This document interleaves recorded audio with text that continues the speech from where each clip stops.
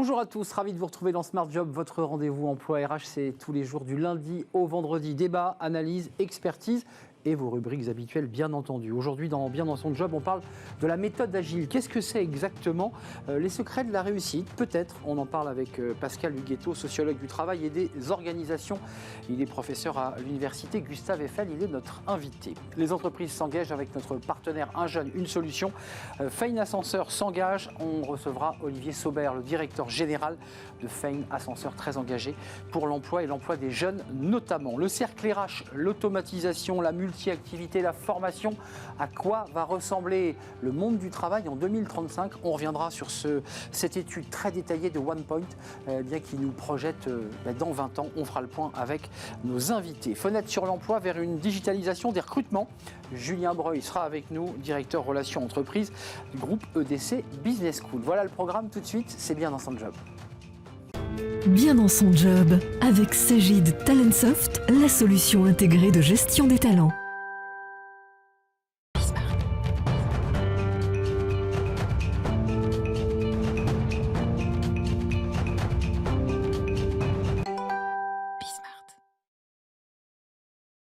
Bien dans son job et on parle aujourd'hui de la méthode agile. Qu'est-ce que c'est exactement? On va essayer d'en savoir plus avec Pascal Huguetto. Bonjour. Bonjour. Ravi de vous accueillir, sociologue du travail et des organisations, professeur à l'université Gustave Eiffel.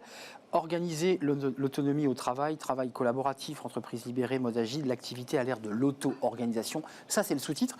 Et c'est votre livre paru en 2018 chez FIP Éditions. Qu'est-ce que c'est que la méthode agile, si on devait en donner une définition simple? Simple, c'est difficile. En tout cas, il ne faudrait pas parler de méthode agile, mais plutôt de mode agile. C'est une idée qui est venue du monde du logiciel, du développement de logiciels, au début des années 2000. C'est une longue histoire, mais c'est la réinvention de la gestion de projet en développement de logiciels, avec l'idée de travailler non pas en cycle en V, comme les directions de systèmes d'information. Comme ça ? C'est ça, on a l'habitude de le faire, avec un énorme investissement en amont sur la rédaction du cahier des charges, qui peut être extrêmement volumineux, très planifié a priori. Et puis après, les développeurs entrent dans un tunnel et peuvent disparaître pendant plusieurs mois. Tenu par ce cahier des charges, en fait. Tenu par ce cahier des charges et assez loin du contact avec les utilisateurs pendant très longtemps, jusqu'à ressortir du tunnel, ressortir du terrier, 12-18 mois après éventuellement, avec le logiciel qui est quasiment prêt à l'emploi, mais qui au moment où il est livré, il va être vaguement paramétré pour être ajusté, mais en gros il est à prendre ou à laisser pour l'utilisateur. Et l'utilisateur, ses besoins ont eu le temps de changer. Oui. Il peut découvrir en manipulant le logiciel que dans le fond, ses besoins n'étaient pas là où il les avait déclarés au moment du cahier des charges. Et de nouveau, il faut repartir? Non, c'est trop tard. On ne repart plus. Parce qu'on a mis énormément d'investissement dedans et donc c'est trop tard. Et le mode agile, c'est justement essayer d'avoir des interactions très fréquentes avec l'utilisateur, lui livrer dans des cycles courts des versions prototypées qui sont extrêmement rudimentaires, mais qui permettent à l'utilisateur d'affiner ses besoins, de redéfinir ses besoins, d'en faire apparaître de nouveaux et d'avoir une livraison de logiciels qui, au bout du compte, sera beaucoup plus pertinente, beaucoup plus ajustée à ce qui véritablement va servir à l'utilisateur. Mais là, vous citez, Pascal Huguetto, l'exemple d'un logiciel. Ça marche sur d'autres secteurs? Parce que là, vous nous parliez de l'informatique. Ça ne marche que dans ce secteur où ce mode agile se modélise un peu partout? Ça a été développé dans ce cadre-là par la profession elle-même. Donc ça, c'est un point important parce que après ça, on a des entreprises de différents secteurs qui se sont mises à s'y intéresser, beaucoup à partir des années 2010. Parce que là, quel que soit le secteur, les grands groupes notamment se sont trouvés exposés à la concurrence de start-up, de gros acteurs du numérique qui sont capables en très peu de temps de dégainer une appli qui révolutionne complètement les conditions du marché. Et quand on a un process aussi lourd que celui-là, c'est trop tard. Bah oui. Et ça disrupte, comme on dit, quoi. C'est de l'innovation disruptive. Et donc, les entreprises se sont intéressées au mode agile. Et puis, donc, tout secteur confondu, et progressivement, se sont mis aussi à le faire sortir des directions de systèmes d'information pour devenir, et là, ça devient autre chose, un management agile. beaucoup plus généralement. Justement, basculons sur le fameux management agile, parce qu'on le voit sur l'aspect logiciel, c'est très lourd, c'est très codifié, c'est très protocolé. Là, vous dites on peut réinventer le système en étant agile. Comment on fait pour être un manager agile ? On échappe au protocole, on invente de nouvelles méthodes. Comment on fait ? Alors déjà, ce n'est pas forcément la question du manager. Tout à l'heure, vous parliez de méthode. Une des méthodes, ce qu'on appelle également un framework d'opérationnalisation en quelque sorte du mode agile, c'est Scrum. Et dans Scrum, vous avez une figure qui est le product owner, qui est quelqu'un qui fait le va-et-vient entre les utilisateurs et l'équipe de développeurs. Et il va récupérer les besoins des utilisateurs, mettre ça dans ce qu'on appelle le backlog, c'est-à-dire en gros le panier dans lequel on plonge toutes les fonctionnalités qui seront à développer. Et le rôle du product owner, qui n'est pas un rôle de chef de projet, de manager de projet, justement, c'est un moment de savoir dire non à l'utilisateur et de dire on ne peut pas tout faire à la fois. Mon équipe de développeurs ne peut pas tout faire. Par conséquent, dans le mode agile, ce que les entreprises ne font sans doute pas suffisamment, c'est distinguer clairement deux rôles. Le manager, et d'un autre côté, des figures comme celle du product owner, qui sont une figure essentielle de régulation des demandes et de requalification des besoins. Alors vous me dites que ce n'est pas le manager, alors est-ce que c'est le RH qui doit mettre en place un mode, une méthode agile ? C'est plutôt une décision venue soit dans une DSI de la direction elle-même de la DSI, au niveau donc l'informatique, on en revient toujours à ce débat. Quand on est au niveau d'un groupe, plus généralement, quelles que soient les unités à l'intérieur de ce groupe, c'est plutôt une décision au niveau direction générale, qui est une option stratégique très souvent. Et les DRH vont être là plutôt pour accompagner et pour favoriser l'évolution des rôles, notamment. En particulier le rôle de manager qui peut se trouver un petit peu dépossédé de ses attributs anciens et ne plus trop savoir finalement comment s'y retrouver. Alors je parlais du protocole tout à l'heure, cahier des charges c'est une forme de protocole, on s'y abrite, il y a un cahier des charges, on le suit, on rend le sujet, vous nous l'avez expliqué, puis finalement parfois ça se casse la figure parce que c'est décalé. La méthode ou le mode agile c'est plus souple, ça permet de répondre plus facilement aux besoins du client. Ça oblige à quoi au niveau des managers, des collaborateurs ? C'est quoi, d'être plus adaptable, d'être plus proactif ? Là je parle aux sociologues là vraiment. Plus adaptable, ça nécessite surtout d'avoir un travail qui se fait beaucoup plus en mode discussion avec autrui. Il faut échanger. Ouais, il faut communiquer. Il n'y a pas de tableau Excel qui puisse véritablement, et c'est là un changement aussi par rapport au management de projet habituel, c'est pas le tableau Excel qui fait la coordination. C'est véritablement l'interaction, y compris en mode agile, on travaille côte à côte pour être en même temps à certains moments sur le prototype en train de... On n'est pas dans sa bulle, quoi. On n'est pas devant l'ordi. On n'est pas dans sa bulle. Et on arrive à communiquer avec les autres et à s'ajuster. Mais pourquoi c'est utile ? Alors évidemment c'est utile parce que c'est un des sujets sur lesquels vous avez travaillé dans votre livre, vous êtes sociologue, mais pourquoi c'est encore plus utile dans le contexte dans lequel on est aujourd'hui, cette méthode ou ce mode agile ? C'est utile parce que on est face à des organisations qui finalement ont épuisé un petit peu tous les ressorts des process et de logiques qui sont purement et simplement la conformité. La qualité n'est pas obtenue purement et simplement par de la qualité de service, de la conformité. La question qui se pose, c'est celle de la pertinence. Et la pertinence, elle ne se décrète pas par un process. Il faut avoir des outils, des dispositifs qui font accoucher ensemble des solutions qui ont de la valeur. Mais alors, les entreprises que vous observez, parce qu'en tant que sociologue, vous allez évidemment faire ces questionnaires, cette manière d'interroger, qu'est-ce qu'on vous répond et quand vous trempez le thermomètre, qu'est-ce qu'on vous dit là ? On est en train d'évoluer ou on est resté finalement dans le mode traditionnel, cahier des charges, lourdeur, protocole ? Il peut y avoir des paradoxes. D'un côté, ça évolue beaucoup. D'abord, il y a beaucoup d'entreprises qui sont tentées par ça. Quand on interroge les salariés, finalement, ils se prennent plutôt au jeu. Oui, ça les autonomise aussi. Oui, et beaucoup disent qu'en fait, ils n'aimeraient pas revenir, à nouveau pour les développeurs, en cycle en V. Parce que ça permet de voir beaucoup plus concrètement, finalement, les effets qu'on produit. Ça permet de suivre un projet de bout en bout. Ça donne de la visibilité. Et du sens. Ça donne du sens au travail. Parce qu'il y a un vrai débat ici, et régulièrement on en parle, c'est que les salariés sont déboussolés parce qu'ils n'ont plus de sens à cause de ces protocoles. C'est une des réponses, justement. Ça fait des années qu'on disait que le travail souffrait d'être étouffé par des process. Ça c'est une solution pour échapper à ces process. Ça ne veut pas dire ne pas avoir d'organisation. Oui, ce que je voulais vous dire. C'est une organisation beaucoup plus subtile et qui n'est pas définie a priori. En tout cas, il y a des instruments qui sont définis a priori. priori, mais les résultats, eux, ne sont pas définis a priori. Donc les salariés, ils trouvent du sens. Les managers, eux, ils peuvent se sentir dépossédés. Oui. C'est un petit peu plus compliqué. Oui, parce que plus vous donnez d'autonomie aux collaborateurs, plus le manager cherche sa place. Et surtout, le rôle change complètement. Ces dernières décennies, le rôle d'un manager, c'est de faire du reporting et suivre un tableau Excel. Désormais, c'est de parler.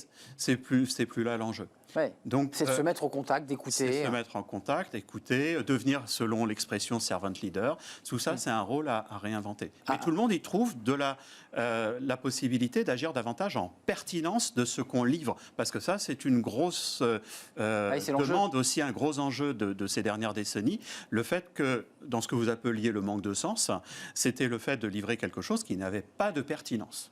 Mais qui était parfois retoqué par le client, d'ailleurs. Le client est obligé d'accepter. Mais il avait payé, donc. Tout le monde est relativement perdant, mais on est conforme. Un mot avant de nous quitter, puisque dans votre sous-titre, il y a l'entreprise libérée. Est-ce que le mode ou la méthode agile s'approche de cette notion d'entreprise libérée? Parce que l'entreprise libérée, ça va plus loin. Il y a l'idée qu'il n'y a pas de chef, chacun devient autonome de sa propre machine, de son action, se remet lui-même en question. Est-ce qu'on s'approche de ça par la méthode ou le mode agile? Oui et non, c'est-à-dire qu'en fait, on sent que ça fait partie du même mouvement d'intérêt, notamment des grands groupes, pour des solutions alternatives d'organisation.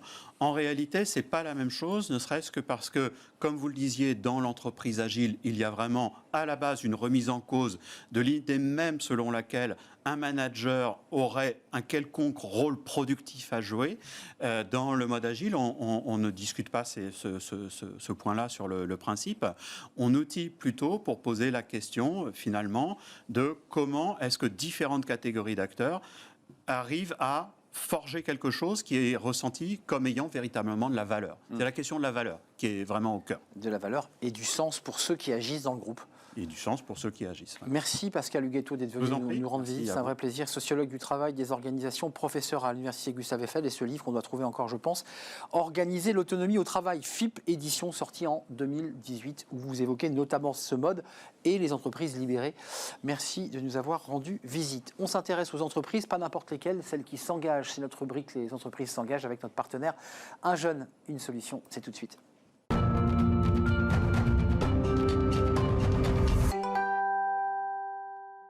Les entreprises s'engagent avec notre partenaire Un jeune, une solution. Chaque semaine, une entreprise qui s'engage pour l'emploi en général et puis pour l'emploi des jeunes en particulier. Fein Ascenseur est avec nous, enfin Olivier Saubert évidemment, vous n'êtes pas Fein Ascenseur, directeur général de Fein Ascenseur, entreprise espagnole, en développement, qui grossit, qui recrute, on va en parler. Puis je précise que vous êtes membre de la Fédération des ascenseurs, donc de la profession en général, et vous vous engagez sur la promotion des métiers. De manière générale, puisqu'on va s'intéresser à votre entreprise ensuite, c'est quand même un métier qui est peu connu. Enfin, on dit quoi? Ascensoriste, technicien, on fait de la maintenance. C'est quoi les métiers de l'ascenseur? Bonjour Monsieur Ardouin. Ben oui, c'est un métier qui est mal connu. C'est pour ça que j'essaie de m'engager aussi pour promouvoir nos métiers de l'ascenseur. On dit ascensoriste. Et c'est un métier qui est vu des gens quand ça ne va pas, quand l'ascenseur tombe en panne, que vous appelez votre ascensoriste pour qu'il vienne vous libérer. Et pourtant, c'est des... Dans le pire des cas, parce que parfois il ne marche pas et on est dehors. Ouais. Dans le pire des cas, et pourtant c'est de nombreux techniciens qui travaillent au quotidien pour entretenir un parc qui est vieillissant en France. Vous imaginez que l'âge moyen du parc, c'est 30-40 ans en France, et vous n'avez pas de voiture qui roule avec cet âge-là, donc c'est beaucoup de travail de maintenance, de modernisation, de réparation. Donc c'est tous ces métiers en fait qu'il s'agit de promouvoir. Olivier, vous présentez, en tout cas l'entreprise que vous présentez aujourd'hui, pour laquelle vous travaillez, se présente comme une entreprise ascensoriste engagée. C'est quoi un ascensoriste engagé? Un ascensoriste engagé, c'est un ascensoriste qui repose sa croissance sur des engagements, parce que, comme n'importe quelle entreprise, on fait partie de la société. Donc son engagement social, son engagement environnemental. Et nous avons été reconnus en septembre par Elisabeth Borne, qui nous a remis un prix Un jeune, une solution. Lauréat du prix Un jeune, une solution. Voilà, donc on était très fiers. Parce que après une période mouvementée de crise pour l'entreprise entre 2012 et 2020, on est de nouveau en croissance. Donc l'année du Covid, qui était une année compliquée, pour tout le monde, pour nous en particulier. C'est une année où on a retourné en croissance et on a beaucoup misé sur la jeunesse.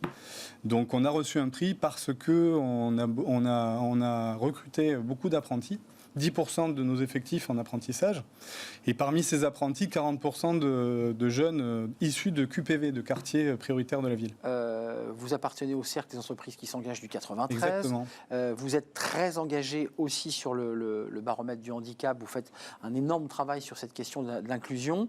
Et puis vous allez directement, pour le dire cash, dans les quartiers, à la rencontre de ces jeunes et de leur présenter votre métier, vos métiers. C'est ça l'enjeu. C'est ça, on est une entreprise qui est inclue dans la Seine-Saint-Denis, donc on est entouré de quartiers, on est entouré de cette jeunesse qu'on voit au quotidien. D'immeubles avec des ascenseurs d'ailleurs. D'immeubles avec des ascenseurs qu'on entretient parce que beaucoup de nos clients sont des bailleurs sociaux, donc on entretient des résidences sociales. Et c'est là qu'il y a ce potentiel de jeunesse à qui il faut donner une vocation et à qui il faut donner de la perspective avec des métiers qui sont passionnants. À la fois passionnants et en même temps, j'imagine qu'il faut aussi donner des perspectives parce qu'il y a ces jeunes des quartiers qui cherchent un débouché à leur vie et à qui vous proposez une alternance, un apprentissage ou un emploi. Puis il y a ceux qui sont plus diplômés, qui ont des diplômes techniques, et j'imagine que vous cherchez à les attirer aussi parce que vous en avez besoin. Comment on évolue dans l'entreprise? Comment on évolue dans les métiers d'ascensoriste? Alors dans les métiers d'ascensoriste, c'est une filière où vous pouvez rentrer technicien, donc démarrer technicien avec une formation que nous pouvons apporter, comme tous mes confrères de la filière, en apprentissage. Et puis après, vous allez évoluer en tant que chef d'équipe, en tant que contremaître de maintenance ou de construction, parce que finalement l'ascenseur c'est à la fois de la maintenance d'ascenseur mais de la construction ou de remplacement d'ascenseur, et vous pouvez évoluer sur des fonctions de cadre, sur des fonctions de management et sur des fonctions de direction, tout à fait. Fahine, vous faites les deux, on est bien d'accord. Dans vos recrutements, vous cherchez des gens pour la maintenance, évidemment parce qu'il y a un gros travail de maintenance, d'où à cause de l'âge ancien de ces ascenseurs, puis vous êtes aussi des fabricants, des constructeurs. Comment ça marche? C'est deux métiers différents ou on peut passer d'un métier à un autre? On peut passer sur les deux métiers, mais c'est vraiment deux métiers différents. Le monde de la construction, c'est des Lego géants. Vous arrivez sur des gaines d'ascenseurs, des cages d'ascenseurs, et c'est comme un mécano que vous devez monter de A à Z avec un mode d'emploi. Et puis après, vous avez le monde de la maintenance, où là, vous êtes sur des ascenseurs, comme je vous dis, qui ont 20, 30, parfois 40 ans. Vous voyez dans des vieux haussmanniens à Paris. Et donc, vous devez moderniser. Vous avez cet agencement de technologie. C'est ce qui rend les choses passionnantes pour un mainteneur. C'est que vous avez une diversité de technologies, une diversité de cas de lieux, en fait. Un hôpital, un cinéma, une résidence, du social. À chaque fois, vous êtes confronté à des enjeux très différents et des technologies très différentes. Justement, j'allais y venir parce qu'on parlait de l'haussmannien qui fait un bruit avec sa ferraille, cette porte et sa poignée en bois. Puis il y a des ascenseurs extrêmement perfectionnés, électroniques, qui montent à une vitesse folle. Voilà, il faut pouvoir répondre à tous ces besoins. Il faut pouvoir répondre à tous ces besoins et c'est ce qui rend aussi le métier passionnant. C'est que la technologie est arrivée à grande vitesse depuis les 20 dernières années. On a des immeubles, des immeubles tertiaires avec effectivement des ascenseurs très rapides, des manœuvres très complexes pour desservir au mieux le trafic des usagers. Et c'est cette diversité qui est très intéressante. Recrutement, on l'a entendu, les quartiers, le travail que vous menez notamment en Seine-Saint-Denis. Oui. Vous en êtes où là de vos recrutements? Parce que moi je lis 1500 recrutements par an. Ouais. Vous gardez le même étiage pour 2022. Vous êtes sur 1500, toujours pareil? C'est ça. Toute la profession, on est sur, avec la fédération, c'est sur quoi on milite. On essaye de promouvoir notre métier. Donc on a lancé un site qui s'appelle êtreascensoriste.fr. Il y a 1500 recrutements par an. Donc c'est significatif. Et c'est un métier qui est mal connu, donc c'est là où il s'agit de présenter ces métiers. Et donc de présenter sur ce site, on présente les entreprises qui recrutent, les formations qui prennent des jeunes pour leur donner un diplôme. Et on présente tous ces différents métiers. On voit bien que vous avez deux casquettes dans l'échange que l'on a. Vous représentez la fédération sur l'ensemble des métiers, puis il y a la vôtre, Fahine Ascenseur. C'est quoi la marque employeur quand on est ascensoriste? Comment on fait? Alors, j'entends, vous faites de la communication, vous présentez le mot, vous présentez le métier. Qu'est-ce qu'on peut faire plus? Parce que le télétravail n'existe pas quand on est ascensoriste. Je veux dire, quand on est bloqué, la personne ne vous dépanne pas à distance, quoi. Après, c'est ce que j'essaye de mettre en place avec mon équipe, c'est une vision. C'est la vision d'être la meilleure entreprise de service en ascenseur. On fait un métier de service Vous avez peut-être chez vous un ascenseur, donc vous savez les problématiques que c'est. C'est un problème très palpable pour ceux qui central quand on habite voilà. dans un immeuble avec ascenseur. Donc il faut se démener. Donc ce que vous créez avec votre équipe, c'est cette ambition de servir au mieux nos clients et de participer à un projet de croissance. Parce que notre entreprise était dans une situation difficile il y a quelques années. Et là, depuis 2020, on a repris l'entreprise avec une nouvelle équipe et on est en pleine croissance, donc avec des enjeux de croissance. Et chacun a sa place. Donc quand vous êtes une PME, vous n'êtes pas un numéro, vous avez tous votre place à jouer. Et c'est ce qui est passionnant pour les équipes. C'est là que vous essayez de rentrer de la motivation. Aujourd'hui, Fein, c'est 70. En France, oui. En France, parce que c'est une entreprise espagnole, il y a beaucoup plus de collaborateurs dans le monde. Mais votre développement pour ici, la France, c'est quoi? Vous vous fixez quoi comme objectif là? Alors nous, on n'a pas de limite, mais on va dire que chaque année, on augmente de 10 à 15% et notre chiffre d'affaires et notre effectif. Avec des acquisitions qui sont en vue dans les prochaines années pour pouvoir devenir un acteur encore plus important. Ça veut dire que vous grossissez par l'achat d'entreprises ou vous continuez à grignoter des parts de marché au mastodonte, pour le dire simple? Pour l'instant, on grignote des parts de marché sur le marché, au mastodonte, à d'autres.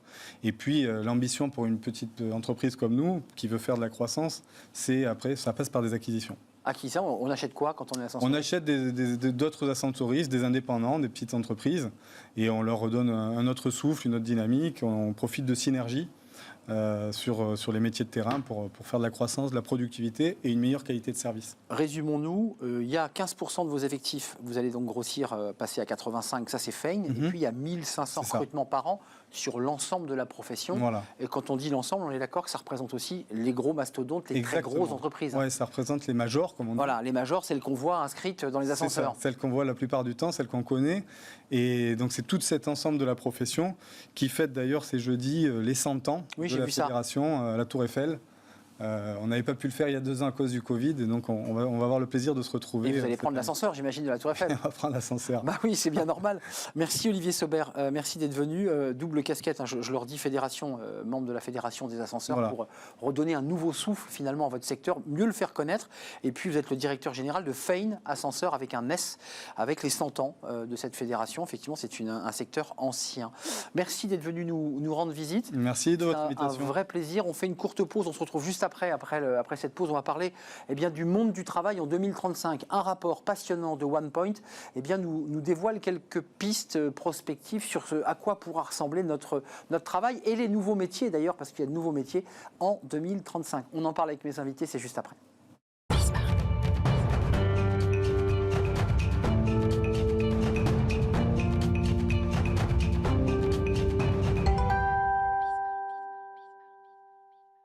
Le cercle RH, notre débat. À quoi va ressembler le monde du travail, votre espace professionnel, votre métier va-t-il disparaître? Allez-vous changer de métier?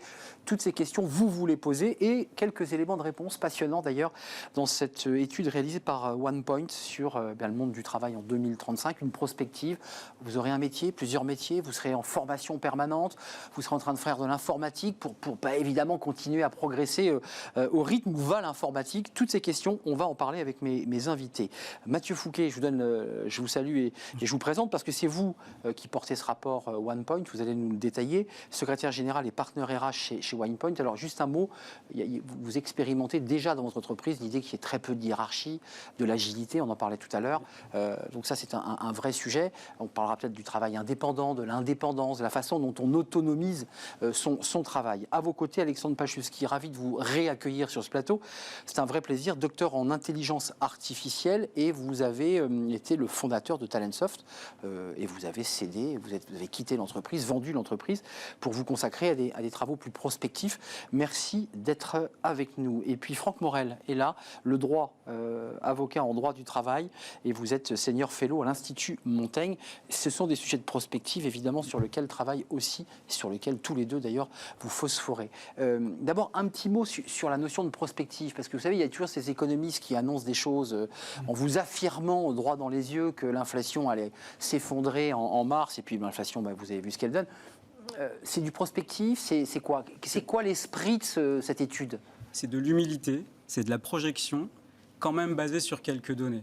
c'est le fait d'avoir interviewé avec Kantar, notre partenaire, 2000 Français. Je voulais les citer, Kantar, absolument. Ouais, Kantar Public. 2000 Français en début d'année, ce qui est assez gros comme panel, réparti dans toutes les régions, toutes catégories socio-professionnelles, toutes classes d'âge, pour pouvoir avoir une base quand même un petit peu solide. C'est bien évidemment pas Nostradamus, ce ne sont pas des prédictions, ce sont vraiment en toute humilité des projections qui, pour nous, se vérifient à travers le visage de pas mal d'experts, parce que je ne suis pas le seul à le porter, ce rapport. Alexandre, il y a contribué Absolument. aussi. Alexandre Pachewski, juste d'un mot, puisqu'on entend la méthodologie, le travail sérieux, accompagné par un institut, Kantar. À quoi ça sert de vouloir savoir ce qui peut nous arriver en termes professionnels, monde du travail en 2035 ? C'est quoi l'utilité ? C'est simple, c'est d'anticiper, de préparer, plutôt que de subir.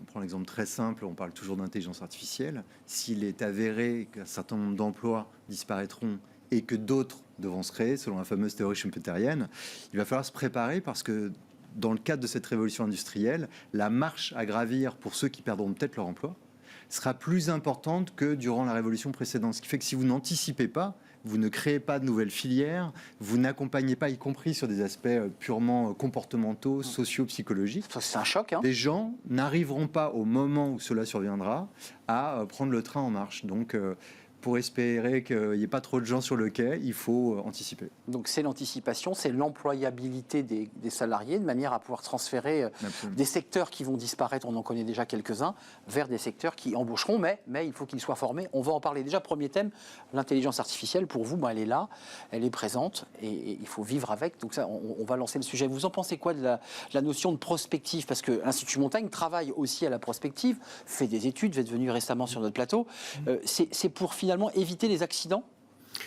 Je pense que ce qui est intéressant dans le travail de prospective, c'est comme vous venez de le dire, c'est effectivement de se mettre en état, se préparer pour faire face aux changements que nous allons connaître. Et faire en sorte que notre écosystème d'ensemble, notre écosystème juridique, social, de garantie, etc., colle le plus parfaitement possible à ces évolutions. Je pense qu'il y a un exercice qui peut être intéressant pour mesurer la pertinence des problématiques qui sont mises en avant, c'est le fait de faire l'exercice inverse. Plaçons-nous 13 ans en arrière, en 2009. Où étions-nous en 2009 ? On mettait en avant pour la première fois l'auto-entrepreneuriat. On n'avait pas encore créé le statut du portage salarial. Le télétravail était quelque chose pour lequel il y avait un accord européen, mais il y avait archi minoritaire. Et donc, effectivement, on voit bien que les tendances qui sont pointées dans l'étude dont nous sommes en train de parler, eh bien, sont des tendances lourdes qui viennent de loin et qui étaient déjà en gestation en 2009. Cette question de la pluriactivité, de la montée du niveau de compétences, de l'importance stratégique de la formation. L'étude le met en avant, et je l'avais souligné. Et que vous évoquiez dans vos travaux récents. Voilà, que j'ai publié il y a quelques temps. Il y a un actif sur deux qui envisage une reconversion. Et effectivement, vous avez parlé du processus schumpeterien de, entre guillemets, destruction créatrice. Ça veut dire qu'on a devant nous des enjeux majeurs. On a à dérouler un exercice de GPEC de la nation, de gestion prévisionnelle des emplois et de compétences, à l'échelle de l'ensemble de la nation, pour effectivement mobiliser tous les instruments, adapter le droit, donner plus de souplesse. L'étude parle de multi-activité, donc de souplesse entre les statuts, de bon équilibre entre la sécurité juridique et les garanties sociales pour permettre à ces différents statuts de se développer. Commençons par les thèmes pour entrer dans le vif du sujet, parce qu'il y a plusieurs thèmes que vous avez soulignés chacun. Vous avez finalement fait le plan de l'émission. D'abord, le premier, parce que c'est un sujet très sensible, ça c'est votre étude. 7 Français sur 10 pensent que les métiers exercés demain seront principalement de nouveaux métiers, encore inexistants, disent-ils. Et par ailleurs, ils pensent que le tout robot n'est pas la solution et que l'intelligence humaine a encore une vraie place dans le futur du travail, qui est une source de création nette d'emplois. Juste pour répondre à cette question, on nous dit que l'intelligence artificielle va nettoyer les emplois, on va finir par tous être en vacances et faire des loisirs, puisque le robot, l'IA, va faire tout à notre place. Faux. D'abord faux, à moins que ce soit ce que nous souhaitions. C'est ça, et voilà. On a tendance à oublier que derrière l'intelligence artificielle, il y a des femmes, il y a des hommes, et il y a une société à bâtir. Donc, à titre personnel, ce n'est pas du tout ce que je souhaite. Il s'agit plutôt de laisser la place qui revient aux humains. Et cette place qui revient aux humains, elle reste encore à déterminer. Parce qu'en définitive, on n'a pas toutes et tous envie de la même chose. Et ce qui, à mon avis, se joue aujourd'hui, et si on tire le fil justement, ce qui est probablement va être le fil qu'on va tirer jusqu'en 2035, c'est comment chacun va considérer le travail plutôt comme un levier d'émancipation. Comment suis-je heureux ? En mobilisant quel comportement? En travaillant avec qui? Et comment, là-dessus, la machine, la technologie en général, pourrait suppléer à mes besoins pour me mettre à ma bonne place? Salariés augmentés, c'est ce que vous développez. C'est accompagné d'outils numériques, d'IA, et on parle beaucoup ici sur ce plateau de RH. On digitalise, on donne des outils pour que le RH se concentre avec l'humain, qu'il puisse avoir des échanges humains. C'est ça la philosophie, pour rester sur ce volet technologique. Et exactement. Et non, parce que ça fait peur aux Français, pour le dire. C'est un enjeu politique, ça. Ah, totalement. Et sociétal. Mais pour l'émancipation, vous la citiez en fait en se remettant 13 ans en arrière, c'est fantastique parce qu'il y a 13 ans, il s'est passé autre chose. En 2008, il y a eu quand même cette fameuse crise financière. Les nouvelles entreprises mondes sont devenues des entreprises de la tech et du lien social. Et on a vu tout un environnement juridique se dessiner vers l'indépendance, en tout cas l'autonomie et l'indépendance. C'est vrai, ça a commencé là, ouais. Donc, si vous voulez, ce qui est assez fantastique, c'est que c'est un mouvement qui est lancé. Et ce que montre cette étude, notamment avec... on montre une absence de peur de la tech et une absence de peur de l'IA.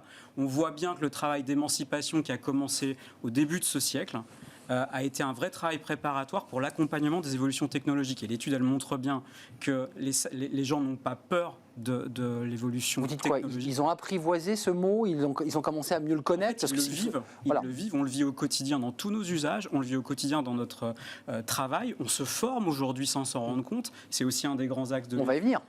Un rebooting permanent, on est prêt.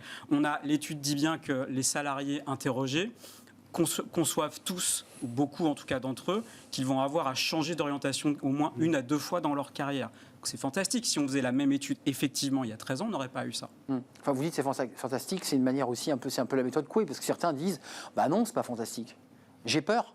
J'ai peur parce que je suis pas sûr d'être au niveau, je suis pas sûr d'accéder finalement au train de vie, à la vie que j'avais. Ça crée des angoisses quand même. Ça crée bien évidemment des angoisses et la peur n'évite pas le danger. C'est bien vrai. La technologie commence à l'éviter. On prend un exemple. Quand vous téléchargez quelque chose sur votre iPad, c'est beaucoup plus simple aujourd'hui avec la tech sans être forcément développeur. Vous pouvez y avoir accès très fortement. Ouais, c'est plus intuitif et c'est plus adapté au grand public. Revenons quand même la question de la multi-activité qui me semble être un autre sujet très politique lui aussi, mais au sens de la belle et grande politique. Auparavant, on avait une carrière longue, on était cadre, on était contremaître, on était à l'usine, on était col blanc, on était col bleu, puis on faisait une longue carrière et puis on partait à la retraite. Globalement, avant les années 70. Puis choc pétrolier, puis ensuite on commence à avoir un travail un peu plus dérégulé. Et là, on a, dans votre étude, un chiffre qui est incroyable, 2,3 nombres d'activités différentes, alors c'est évidemment un calcul mathématique, mené en moyenne chaque jour par un collaborateur. Donc ça veut dire que sur une journée qui fait 8 heures ou 9 heures, ou 10, il va... Pourquoi? Qu'est-ce qui s'est passé? Parce qu'il était bien le salarié, 8 heures, non? Alexandre Pachussi, qu'est-ce que vous en pensez de ça? Dans l'étude, il y a le learning in the flow of work, c'est-à-dire qu'on apprend au travail. Et aujourd'hui, ça n'aura échappé à personne, on est confronté à des situations auxquelles on n'a jamais été confronté précédemment. Claire. Et selon moi, la meilleure façon de se développer dans un domaine est d'aller en développer d'autres. Pourquoi? Parce que quand vous êtes confronté à un problème dans un domaine, les réponses se trouvent souvent dans des domaines connexes ou parfois des domaines qui n'ont rien à voir.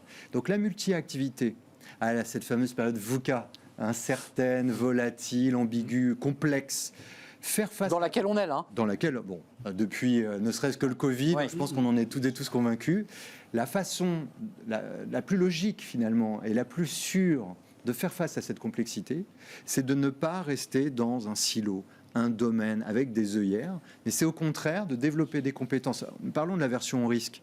2035, ça fait peur. Pourquoi? Parce qu'on n'a aucune idée de ce à quoi ça ressemblera. Ce que l'on sait, c'est que ça ne sera pas comme aujourd'hui. Donc on va devoir changer. Changer, l'entraînement du changement, c'est de s'ouvrir à d'autres choses. Quand vous incitez des gens en entreprise à avoir 2,3 activités ou moins ou plus, c'est un chiffre un peu bizarre, mais une injonction à apprendre en faisant, se confrontant à des choses nouvelles, en allant parler à de nouvelles personnes. Franck Morel, juste parce que je me tourne vers l'avocat et puis aussi le senior fellow de l'Institut Montaigne, mais il y a l'accumulation ou l'empilement des statuts et qui est encore une fois qui repose un débat pour le législateur parce qu'il doit, j'imagine, commencer à refonder le code du travail parce que tout ça devient très compliqué. Il est micro-entrepreneur parce qu'on dit plus auto-entrepreneur. Il a aussi d'un côté une activité salariée, mais il fait autre chose, il se forme. Comment on réinvente ce monde-là? Parce que c'est aussi l'enjeu. Il faut que le cadre juridique suive. Bien sûr, on prend en considération une donnée qui est de plus en plus la norme, c'est le fait que, vous savez, à l'école, au collège, on apprend le théâtre classique, l'unité de temps, de lieu, d'action. C'est vrai. Ça vole en éclat. La tragédie grecque. De plus en plus, la tragédie grecque, absolument. On n'est plus dans l'unité de temps, de lieu et d'action. Les 3 facteurs sont battus en brèche de manière de plus en plus importante dans la manière dont on organise le travail. Alors ça veut dire quoi? Ça veut dire qu'il y a 2 approches possibles et l'une et l'autre doivent être conjuguées. Il y a d'une part l'approche qui consiste à multiplier les cadres d'activité.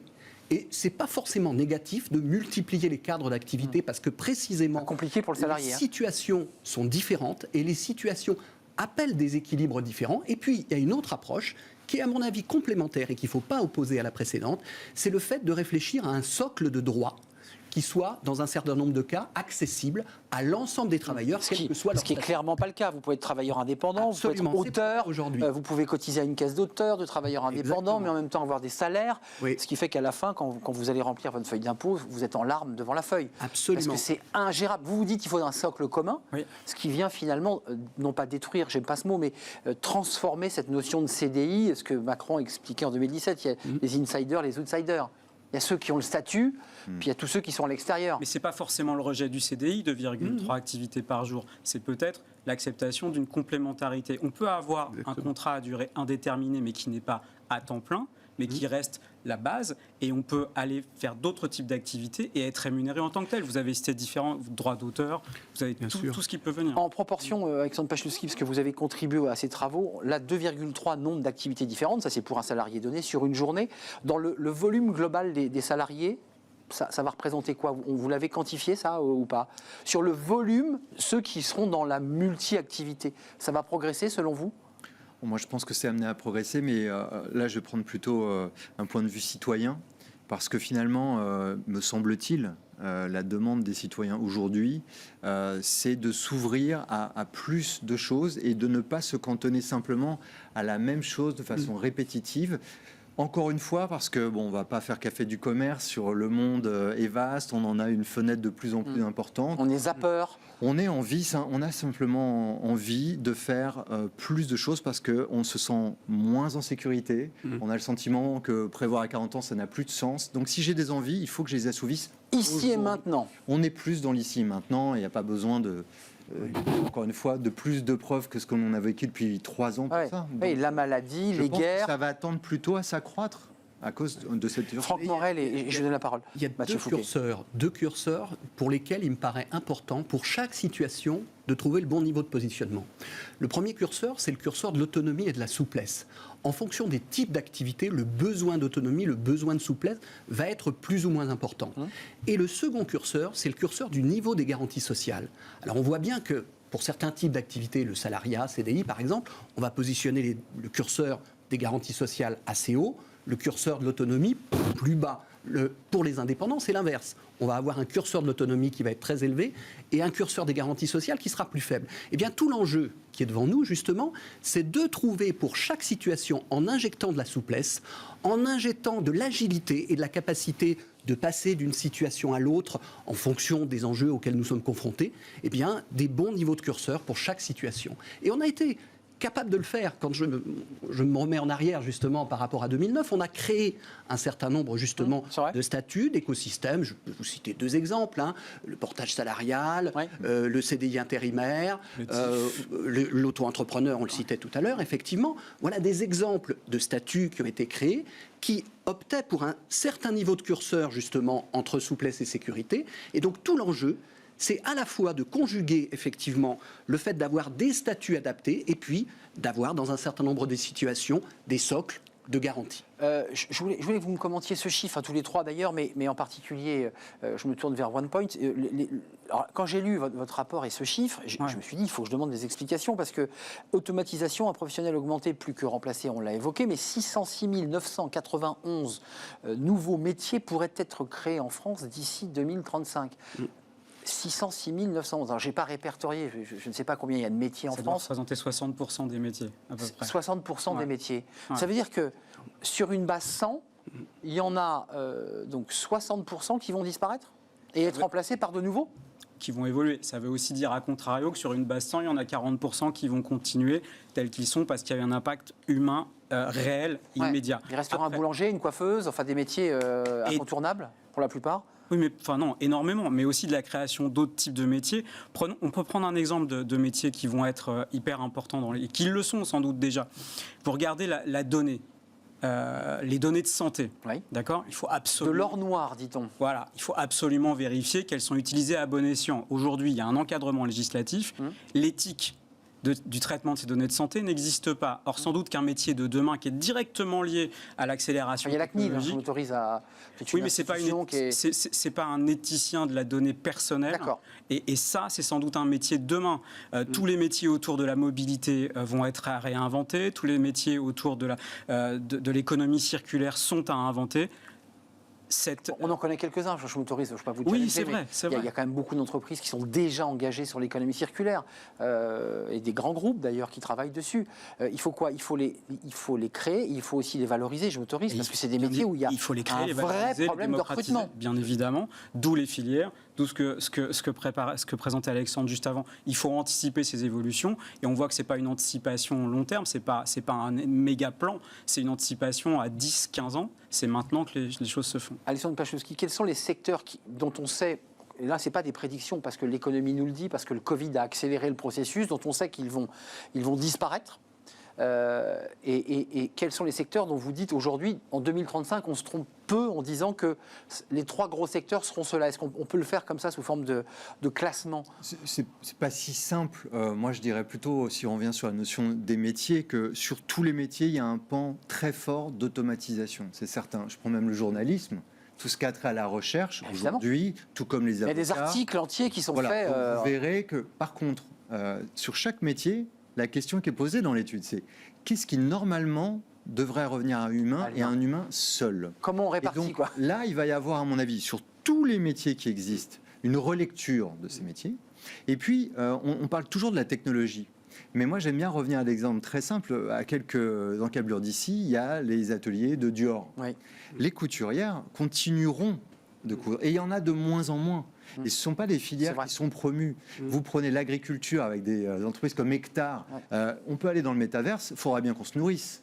Donc l'agriculture, avec en plus les problématiques de développement durable, le retour au local. Donc ce qui est intéressant, c'est si on prend une courbe de Gauss, il y a effectivement tous ces métiers qui vont se créer, qui sont de l'ordre du Blade Runner ou 2001, l'espace qui paraissent futuristes pour le commun des mortels. Mais de l'autre, les métiers d'hier, ce secteur primaires qui ont un peu disparu au profit du tertiaire, ça va revenir parce que qu'est-ce qui incombe à l'humain ? La relation, les sentiments, l'émotion, et ça, à l'école, il va falloir aussi bien enseigner le traitement de la donnée que de nouveau apprendre à établir des relations harmonieuses avec les gens. C'est intéressant parce que vous revenez à l'école, je m'autorise. En fait, si on veut transformer ce monde pour l'amener là où vous voulez l'emmener, ça démarre dès l'école. Enfin, c'est la formation initiale qui va nous guider, parce que si on reste sur des vieux modèles 20e siècle, on va rester sur... Et c'est un enjeu fondamental, cette notion d'éducation. Franck Morel, et je vous redonne la parole. Oui, c'est un enjeu fondamental, et ce que vous venez de dire pointe un certain nombre de tendances lourdes, là aussi. La première, c'est ce qu'on appelle, avec un acronyme un peu barbare, la FEST, l'action de formation en situation de travail. C'est-à-dire de valoriser toute la formation en situation de travail. Alors on dit parfois sur le tas, c'est-à-dire ce qu'on peut apprendre lorsqu'on agit au quotidien dans le cadre de son job. Et ça, c'est pas toujours quelque chose qui est reconnu de manière, je dirais, organisée. Et ça, c'est un des enjeux de demain. Vous dites quoi ? Il faudrait institutionnaliser un peu plus. Il faut aller plus loin, effectivement, dans les voies et moyens de reconnaître l'action de formation. C'est-à-dire que ça donne un équivalent diplôme, absolument. C'est des voies de reconnaissance, c'est des filières de reconnaissance. La deuxième chose, vous l'avez dit, c'est effectivement la question des soft skills, des savoir-être. C'est-à-dire, on voit bien que le rapport fait une distinction entre la connaissance technique, la connaissance, on va dire entre guillemets, livresque, celle qui peut, dans un certain nombre de cas, être effectuée par la machine, celle technique qui ne peut pas être effectuée par la machine. Vous disiez tout à l'heure le geste professionnel, le geste très pointu. Ou un bel article écrit par un journaliste. Absolument. Je m'autorise. Il y a aussi parfois quelques belles lettres. Et puis, la compétence relationnelle. la compétence de savoir-être, celle qui ne pourra jamais être assumée par la machine. Et celle-là, effectivement, de plus en plus, dans les besoins de recrutement, dans les problématiques de tension qui sont mises en avant, c'est quelque chose qui est majeur, qui est important et qui doit être pris en considération par l'appareil de formation. Mathieu Fouquet, on l'évoquait avec Alexandre Pachowski, vous citiez ces films comme ça futuristes, qui sont de moins en moins finalement, mais on nous vend aussi de plus en plus des reportages, des articles où on nous dit mais la machine elle est là, elle va transformer, elle prend notre voix, elle est en train d'avoir presque notre cerveau. Doucement mais sûrement, la machine devient de plus en plus intelligente. La réflexion que vous menez dans votre entreprise, parce que vous OnePoint, c'est quand même une entreprise qui est spécialisée dans la transformation numérique, accompagner ces boîtes, c'est jusqu'où et jusqu'à quel niveau d'eau monte le numérique, en fait, et comment s'organise cette partition finalement. Je suis un peu simpliste, hein. Je n'oserais pas dire ça, mais c'est comme sur l'approche sur les jobs. C'est-à-dire que c'est pas opposer les jobs qui vont être supprimés parce que le numérique et les autres qui vont être préservés. C'est qu'en fait, c'est faire travailler ensemble. Et en fait, le niveau de l'eau, il monte pour tout le monde et on est tous au-dessus d'une ligne de flottaison. Ce qui est sûr, c'est que l'individu sans la tech sera en dessous du niveau de flottaison. Mais la tech sans l'individu, on en fait ce qu'on veut encore pour l'instant. Donc on monte ensemble. Vous me rassurez. On monte ensemble. Exemple de job qui associe l'émotion, l'intelligence humaine et l'intelligence artificielle. Vous parliez de la dépendance et de la gestion de la dépendance. C'est quand même un sujet d'actualité qui va être de plus en plus d'actualité. On va avoir besoin vraisemblablement d'avoir des programmes d'intelligence artificielle adaptés à l'individu pour qu'il y ait des protocoles, pour qu'il garde son autonomie. Ça, c'est bien une conjonction entre un médecin... C'est bon pour l'homme, enfin, c'est bon pour l'être humain. Ça contribue à préserver l'autonomie. Alexandre Pachowski, je vous ai vu réagir avec le niveau de l'eau, parce qu'il y a un peu ce débat, on se dit mais on va être englouti par la machine. Je suis désolé, je pense encore pop culture et je pense à Real Humans, puisque dans le premier épisode de la saison 1, on voit un U-Bot qui porte assistance à une personne âgée et en prend soin. Seulement, quand la personne âgée veut boire du café, le U-Bot lui dit non. Quand il veut manger du chocolat, il lui dit non, parce que c'est pas bon pour la santé. Et lui, il est programmé finalement, pour ça. Vous disiez au démarrage, la question de la technologie et de l'intelligence en particulier, l'intelligence artificielle, c'est une question politique. Oui, qu'est-ce que le bien? Et on va devoir faire citer, faire société. Qu'est-ce que ça veut dire que de prendre soin de nos aînés par la technologie? Avec quel outil? Il va falloir qu'on se mette d'accord. Qu'est-ce que ça veut dire faire du bien à quelqu'un? Et finalement, on va se reposer la question du vivre ensemble, du fameux vivre ensemble tellement galvaudé. C'est pour ça que c'est un point politique. Mais je m'autorise, débattre de ça. Dans la technologie d'IA, on a vu ces petits robots arriver dans certains EHPAD, qui étaient expérimentaux certes, mais qui égayaient la vie de ces pensionnaires, hommes et femmes. Et certains se sont offusqués en disant, vous avez vu, les robots remplacent les humains. Puis on s'est aperçu 6 mois plus tard que certains étaient très très malheureuses dans des EHPAD, traités par des humains, souvent très mal et mal payés, puisqu'en fait c'est de ça dont il était question. Vous choisissez quoi? Vous dites qu'il faut une juste partition, ou de toute façon c'est la marche de l'histoire et on ne lutte pas contre ça? Non, il faut une juste partition et il faut accompagner le mouvement en posant un certain nombre de principes généraux. Vous savez, je vais vous faire un parallèle avec quelque chose qui est très ancien, qui étaient les questions qu'on se posait au début des années 90 sur le recrutement. Il y avait tout un tas de pratiques en matière de recrutement qui étaient mises en avant, et on disait ça va dans tous les sens et on ne sait pas comment on va faire pour éviter qu'il y ait des directions qui soient prises, qui n'aillent pas dans le bon sens. Et il y a eu, le législateur à l'époque a posé un certain nombre de principes de base, basiques, en disant par exemple les informations demandées lors d'un entretien de recrutement. Pour cadrer le recrutement. Un lien direct est nécessaire. Alors je pense qu'en matière d'intelligence artificielle, il faut accompagner le mouvement, il faut être optimiste, il faut le voir évidemment de manière positive. Il faut l'encadrer. Mais il faut l'encadrer et, par exemple, un certain nombre de principes pourraient être mis en avant, comme par exemple le droit à la décision humaine. Le droit à la décision humaine, c'est un principe basique, simple à formuler, mais qui pourrait être un exemple. Enfin, c'est le dernier recours. L'homme doit décider en dernier recours. De mise en avant de principes basiques. C'est pas tout à fait ça. Accompagne justement l'utilisation. C'est pas le dernier recours. C'est pas l'homme qui décide en dernier recours. Vous dites qu'il faut qu'il ait le choix. D'accord. Il faut qu'il y ait en tout processus, à un moment donné, on puisse avoir le droit à ce que la décision humaine intervienne. Ça vous va? Vous êtes d'accord avec cette idée? Avec des individus qui reçoivent une très bonne éducation. On est d'accord. Puisque pour être libre, il faut quelque part être éduqué. Être éveillé et ouvert au monde. Oui, vous êtes d'accord avec cela? Complètement. On en revient à l'éducation. Exactement. En fait, sujet fondamental, c'est un autre chiffre qui est assez incroyable dans cette étude. C'est quand on voit le temps dédié à la formation, que vous abordiez la formation initiale et la formation continue. 2h48. 2h40. Bah ouais. Enfin, moi, quand je lis ça au début, je me dis, il y a une faute de frappe, il se passe quelque chose. Moi, j'ai trouvé ça énorme.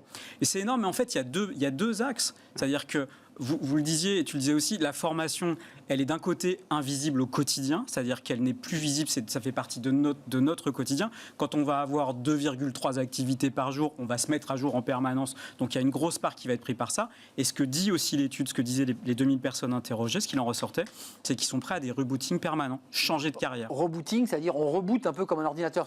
Ce mot me choque un peu. On reboot l'humain, quoi. D'accord. Rebootez-le. Alors on se forme à nouveau sur une autre orientation de carrière. Vous voyez ce que je veux dire quand on dit rebooter, on prend son risque. On est déjà dans la finance, on revient sur un peu de l'humain, un peu. Vous savez, un dernier mot. Nous sommes encore l'un des pays où l'ancienneté dans l'emploi est la plus importante par rapport à nos voisins européens.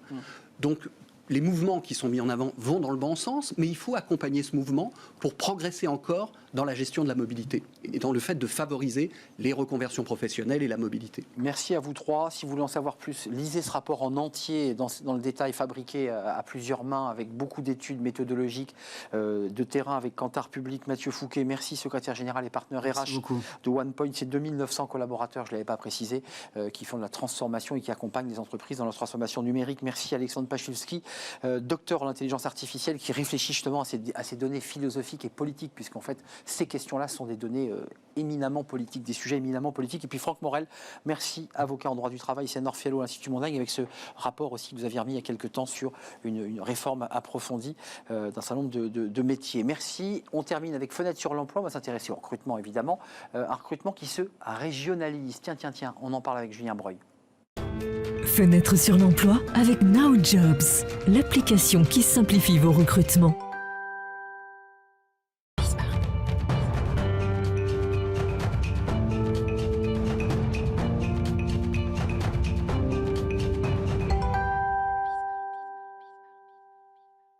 Fenêtre sur l'emploi pour terminer notre émission. On parle recrutement et on en parle avec Julien Breuil. Bonjour Julien. Bonjour. Directeur relations entreprise groupe à l'EDC Business School. On va s'intéresser vers à moitié vide ou à moitié plein sur la régionalisation des recrutements, effet Covid. Quand même, on va le voir à travers ces chiffres. C'est régionalisé ou c'est principalement orienté Île-de-France pour l'instant chez les cadres?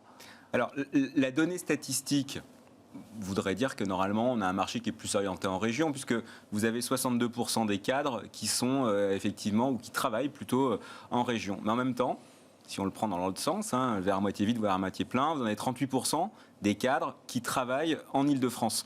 Si on prend le poids de la région Île-de-France, son nombre d'habitants global par rapport à la France entière versus le ratio sur les cadres, effectivement, vous partez du principe qu'il y a plus de cadres qui sont en Île-de-France qu'en région. Sachant que c'est même, j'allais dire, encore un peu plus fort si on analyse spécifiquement, j'allais dire, la région parisienne, et on pourrait même rajouter les Hauts-de-France, enfin les Hauts-de-Seine plutôt. Il y a beaucoup d'entreprises. Exactement, 79% des cadres qui sont basés, j'allais dire, en Île-de-France ou dans les Hauts-de-Seine. Donc effectivement, là, il y a un poids qui est conséquent. 79% de l'emploi, on l'a vu, est basé sur la zone d'emploi de Paris. Oui, ce qui veut dire que, on avait évoqué, Paris, c'est pas autant vidé que ça. Il reste encore quand même beaucoup d'entreprises et elles ne sont pas parties. Non, il y a forcément, c'est vrai, on l'a vu, et je pense qu'il y a eu aussi une manière, j'allais dire, médiatique de le traiter. Il y a eu une volonté, ça c'est certain, peut-être on le réabordera, des cadres de vouloir quitter l'Île-de-France. Il y a une volonté des entreprises aussi qui ont suivi les tendances potentiellement des salariés de s'installer, j'allais dire, à l'extérieur, avec parfois effectivement justement une volonté d'attirer, parce qu'on a souvent parlé de la problématique de la marque employeur. Oui, bien sûr. Donc il y a cette problématique-là, mais dans la majeure partie des cas quand même, le marché des cadres reste plutôt parisien.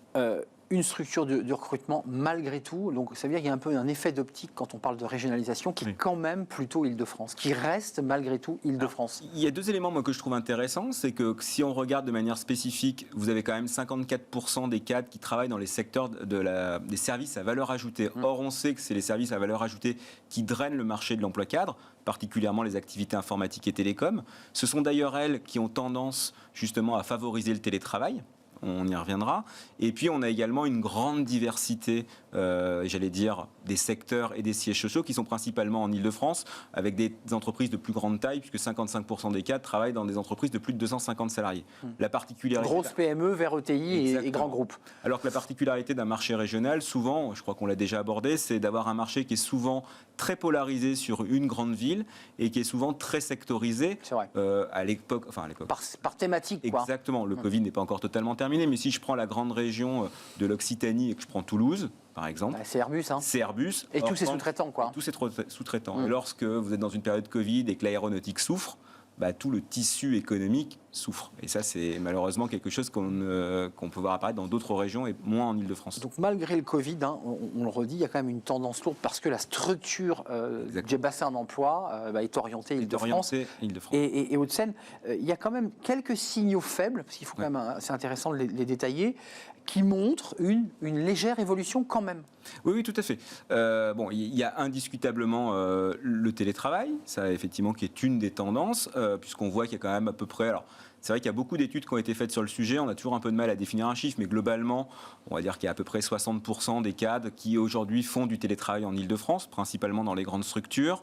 C'est donc une tendance. Reste à mesurer maintenant la part des cadres qui effectivement sont partis travailler ou en tout cas sont mis à distance à l'extérieur de l'Île-de-France, réellement, de ceux qui sont dans la région et qui continuent. Et ça, pour le coup, je pense qu'il y a beaucoup plus de personnes qui travaillent intra-régional, mais qui ne viennent pas tous les jours, j'allais dire, dans les locaux, plutôt que des personnes qui sont parties s'installer à Bordeaux et qui viennent travailler, par exemple, en Ile-de-France. Alors, vous me présentez un chiffre qui est intéressant, parce qu'il y a plus de 80% des cadres, plus de 80% des cadres interrogés qui souhaitent partir en région. Oui. Le seul problème, et vous le savez mieux que quiconque, c'est que ces cadres, ils le disent, mais ils ne le font pas. Exactement, puisque... En gros, c'est entre 80% et parfois 85% selon les années sur des études qui ont été menées pour savoir effectivement le nombre de cadres qui voudraient partir travailler en région. Il y a des contraintes, mais si on prend un élément purement statistique, c'est le turnover des cadres. On le sait, il tourne entre 4 et 9%. 9% des cadres quittent chaque année leur entreprise. Ça, c'est dans une tendance assez forte. Et ce ne sont pas forcément des gens qui quittent une entreprise pour aller dans une autre région. Donc on voit que le delta, il est quand même conséquent. C'est assez stable en fait. Globalement, oui. Le flux entrée-sortie est relativement stable. On va dire qu'il y a 4 à 9% qui changent d'entreprise et en moyenne, un peu moins d'un tiers qui ont une évolution de leur poste, puisqu'on peut changer de poste, avoir une évolution également de son poste. C'est vrai. Mais en mutation externe, on est entre 4 et 9%. Donc beaucoup en rêvent et peu franchissent le pas pour les raisons que vous évoquez. Exactement. Pas uniquement parce qu'ils ne veulent pas, mais parce que le marché de l'emploi en région est peut-être moins dynamique. On va prendre un exemple que j'aime souvent utiliser, c'est par exemple l'exemple des médias. Aujourd'hui, la plupart des médias sont quand même en Ile-de-France. Vous pouvez aller travailler en région, mais effectivement, il y aura une pluralité de médias qui sera beaucoup moins forte que celle que vous pouvez connaître en Ile-de-France. Éminemment très faible. Et puis un dernier mot quand même, Julien, c'est intéressant parce que tous ces mouvements, toute cette réflexion posent des questions sur les structures de construction d'immeubles, de réduction des locaux. Il y a un exemple focus, c'est la Défense. Exactement. Alors c'est vrai que la Défense, c'est le quartier d'affaires en France, et voire en Europe bien évidemment, mais on voit qu'aujourd'hui avec l'effet Covid, le fait qu'il y ait la plupart des grandes entreprises qui soient à la Défense et qui aient mis en place du télétravail, peut avoir incité aussi parfois certaines entreprises à utiliser des locaux plus petits, pourquoi pas aller en région ou revenir dans Paris. Et puis surtout, vous avez un taux de vacances quand même qui est relativement important, puisque c'est l'un des taux, je crois, le plus élevé à la Défense, qui est de 14%, et le plus élevé depuis, je crois, 2012 ou 2013. Donc voilà, il y a une tendance de fond qui les amène quand même à avoir... soit un travail qui se fait plus en région, soit effectivement plus en télétravail, malgré des locaux qui soient posés à Paris. Et quand on voit le coût, évidemment, des bailleurs, enfin des coûts de location de locaux, l'entreprise y réfléchit à deux fois. Oui. Et elle peut se séparer de locaux pour réduire un tout petit peu les surfaces. La Défense, c'est un vrai sujet. Enfin, c'est une zone un peu désertique. Alors, désertique, j'irai peut-être pas jusque-là, mais c'est vrai que voilà, on sent bien quand même que il y a une tendance qui est un peu différente que celle qu'on a pu connaître précédemment. Et on le dit encore une fois, le télétravail participe à la qualité de vie. Et donc cette qualité de vie, elle passe potentiellement par le fait d'éviter les trajets, puisqu'on le sait tous, les trajets sont l'un des principaux éléments contraignants des Parisiens. Merci Julien Breuil d'être venu nous rendre visite, directeur des relations entreprises groupe EDC Business School. C'est la fin de notre émission, je vous retrouve demain. Évidemment, merci à toute l'équipe, merci à Mani pour la réalisation, merci à Maxime pour le son et merci à Fanny Griesmer et à Carla pour l'accueil invité. Je serai là demain, d'ici là, portez-vous bien, puis restez fidèles à tous les programmes de Bismart. Bye bye.